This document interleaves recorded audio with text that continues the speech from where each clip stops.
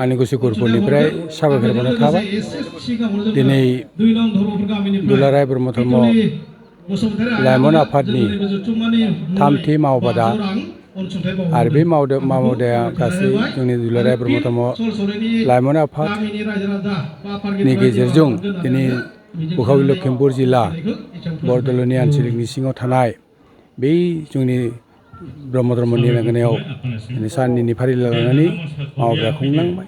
बिनि ओंथिया जाबाय मा जोंनि दुलाराय ब्रह्म धर्म लाइमोन आफादनि जिहेतु लाइमोन आफादनि प्रसार संसदआ आबुं भाबैनो दाफुंनो हायाखैमोन आरो बे दाफुंनायनि फारिलाइ लानानै मैया 10 आरो 12 अक्ट' फारिलाइ लानानै साननिनि फारिलाइ लानानै बे खामानिखौ मावबोनो नुदोंमोन आरो बेबायदि खामानि मावनायनि गेजेरजों मैया मोनाबिलियाव जोंहा नित्यनि गेजेरजों मांगलिक जुगनि गेजेरजों बे दुलाराय ब्रह्म धर्म प्रसार संसदनि लाइमोन आफादखौ दाफुंनाय जाजोब्बाय आरो बे दाफुंनायनि गेजेरजों गासैबो जों दिनै अखानायै 12 अक्ट' खालि बे दुलाराय ब्रह्म धर्मनि फारिलाइ बायदि जोङो दिनै फुङावनो 4:30 जोंनि प्रसार संसद आफादनि मानगोनां हेमन्त ब्रह्मनि दैदेननायाव मावबादानि जोंहा जगाखन नित्य यज्ञ लोगोसे दुलाराय ब्रह्म धर्म प्रसार संसदनि मानगोनां गाहाय प्रसारक बाबा मनरन्जन बाबानि दैदेननायाव बे मैया दाफुंनाय मानगोनां आफादगिरि नेहाथारि गासैबो लाइमोन आफादनि दाफुंनाय आफादफोरखौ समायखेरा लानायनि गेजेरजों बे खामानिखौ मावफुंजोब्बाय।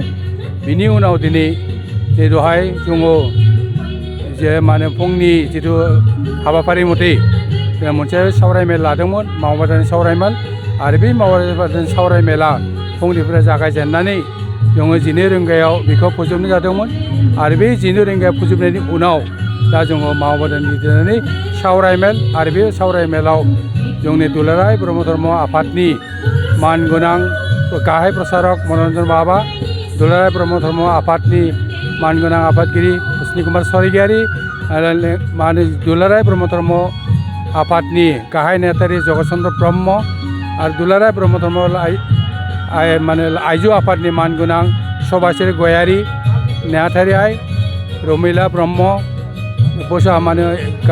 बसनगिरि दुलाराय ब्रह्म धर्म आइजो आफाद जोंनि दुलाराय ब्रह्म धर्म प्रसार संसदनि गाहाय प्रसार संसद बिरेन बसुमतारी आफा, जोंनि लेङाइ हसिब गलाब बसुमतारी आफा आरो गासैबो फारिलाइ लानानै जों बे खामानिफोरखौ जाफुंसार होनो हाबाय आरो जि नक दा सोलिगासिनो दङ बे आफादा आरो जों दिनै सानसेमान थानानै 4:30 बे सोलिगोन गुबुन गुबुन सावरायमेलनि गेजेरजों आरो बेखिनि जोंनि दिनै जिहेतु साननाय फारि जों गासैबो धर्म शास्त्रनि गेजेरजों बेखौ फारिलाइ लानायनि गेजेरजों बेखौ जाफुंसार होनायनि थाखाय जोङो बे खामानिखौ सोलिगासिनो दङ। दिनै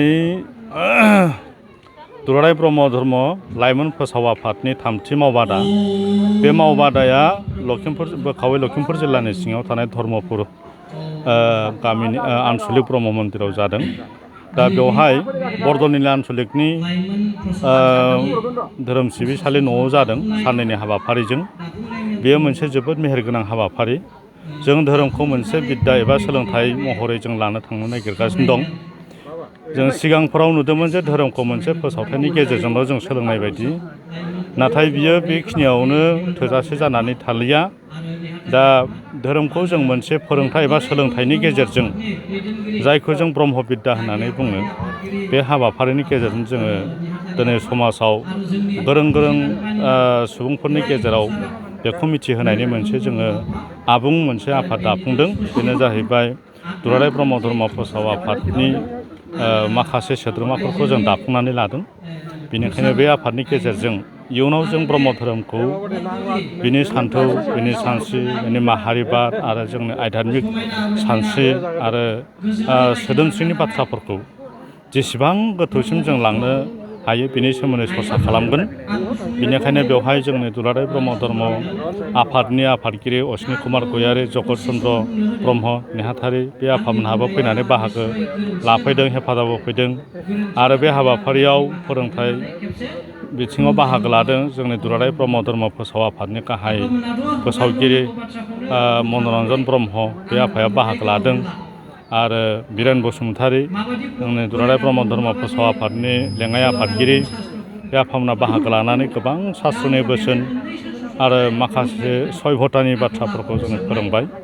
बेनिखायनो जों बे हाबाफारिया सम जालांबाय थागोन। दा बेवहाय गासै 170 बा 80 सुबुङानो बाहागो लानानै गोबां मेहेरगोनाङै बारग'होबाय। बेनिखायनो जों दिनै बे नोंथांमोननि रादाबनि गेजेरजों बेखौ बयनिसिमबो फोसावहरगोन जे जोंनि धोरोमनि गेजेरजों जोङो सुबुं माहारिनि गेजेराव गोजोन सान्थि आरो धोरोमनि गोथौ आयदानि बाथ्राफोरखौ सावरायनो जाहाथे सम सम बेबायदि खाबु मोननायखौ सुबुं माहारिया दिनै बयबो मिथिनो हाथों। लाइमोना जाहैबाय थांनाय आरो फैगोन इयुननि मोनसे कम्पारिजन एबा रुजुथायाव थायो। बे मोनथामबो बिदिन्थाखौ बे जखा सुयो आरो लाइमोना जाहैबाय बेहा मोनसे सोरजिलु सानस्रि थायो। बेनिखायनो बे सोरजिलु आरो जौगाफुनाय समाव आरो सोलोंथाइजों नले गले सोमोन्दो थानाया जाहैबाय लाइमोन बैसोआनो। बेनिखायनो बे लाइमोन बैसोआव जोङो धोरोम सोलोंथाइखौ होनो हायोब्ला बै समाव जोंनि थासारिया माबायदिमोन, दिनै माबायदियाव फैखो, इयुनाव जों माबायदि जाहैगोन बेखौ हयथ' जों भबिष्यतसिम सिन्था खालामहरनो हानाय लाइमोन गोहोआव थायो हिसाबै जों बेखौ मोनसे गौथुम हिसाबै दुलाराय ब्रह्म धर्म लाइमोन फोसाव आफाद होननानै दाफुंनायनि गेजेरजों माखासे गोरों गोरों व्यक्तिफोरखौ लोगोआव लाफानानै बे धोरोमनि आयदानि सरसाफोरखौ जों खालामनायनि मोनसे स्कपखौ लानाय जायो। जाहाथे बे इयुननि थाखाय गोबां सरसा खालामनो खाबु मोनो। बेनो जोंनि लाइमोन प्रसा संसद दानायनि गोनांथि होननानै बेखौ जों सानो। गोजोनथाव खौरां, नोंथांमोननि थाखाय लानानै फैदों MRM मेम'रियेल हस्पिटालाव गोबां बेमार फाहामथाय होनायनि खाबु।